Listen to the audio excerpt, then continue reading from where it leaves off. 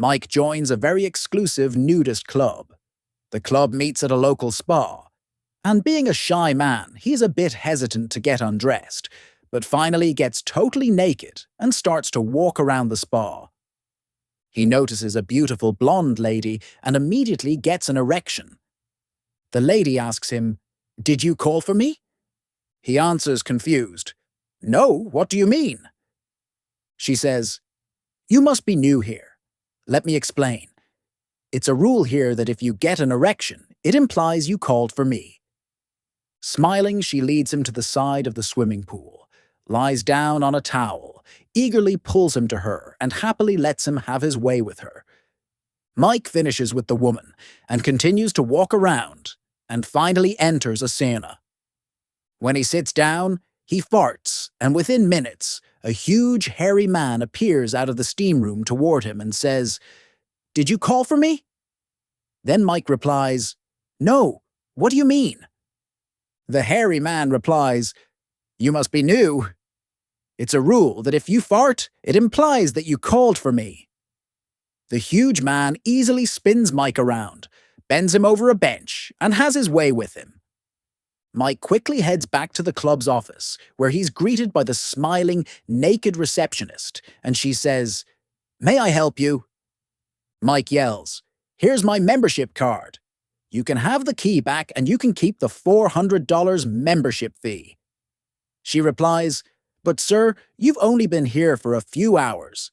You haven't had the chance to see all our facilities." Mike replies, "Listen, lady, I'm 70 years old, and I only get an erection once a month, and I fart 35 times a day." 3 Brits were sitting around a crackling campfire, enjoying a pleasant evening together, singing old songs, sharing stories, and indulging in their favorite pastime, drinking beer. One of them, after taking a long and satisfying swig from his bottle, held it up to the flickering light of the fire, admiring its golden hue. "Do you know what makes British lager the best in the world?" he asked, a proud smile spreading across his face, clearly confident in his answer. "It's the fact that we age it in barrels made of the finest oak. That's what gives it that unparalleled flavor you won't find anywhere else." His friend sitting opposite him scoffed dismissively at this assertion. "Rubbish," he declared, shaking his head. "Oak barrels? That's just a myth perpetuated by the breweries.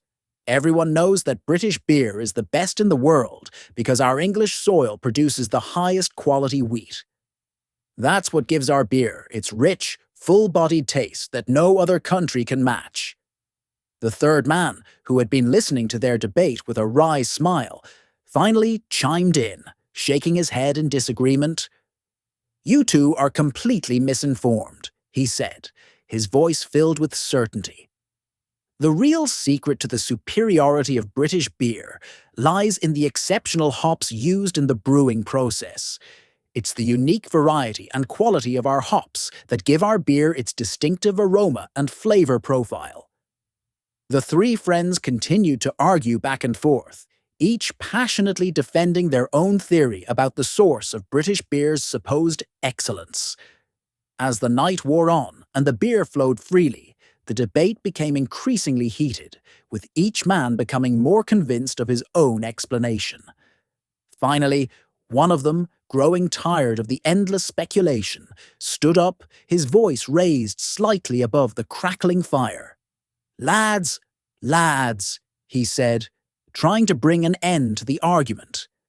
"We could sit here and argue about this until the sun comes up, or we could actually discover the true reason British beer is the best. Let's collect a sample of our beer and send it off to a lab for professional testing. That way, we'll know for certain, once and for all."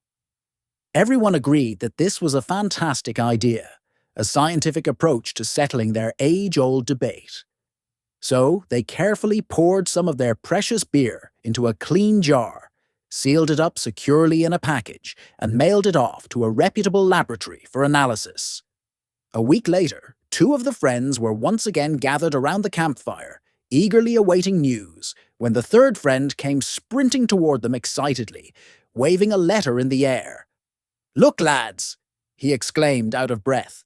"The lab sent us the results!" They quickly and eagerly opened the envelope, their anticipation building as they unfolded the letter. The letter began in red ink, making the contents stand out. "Dear Sirs, we have conducted comprehensive tests on the sample you provided.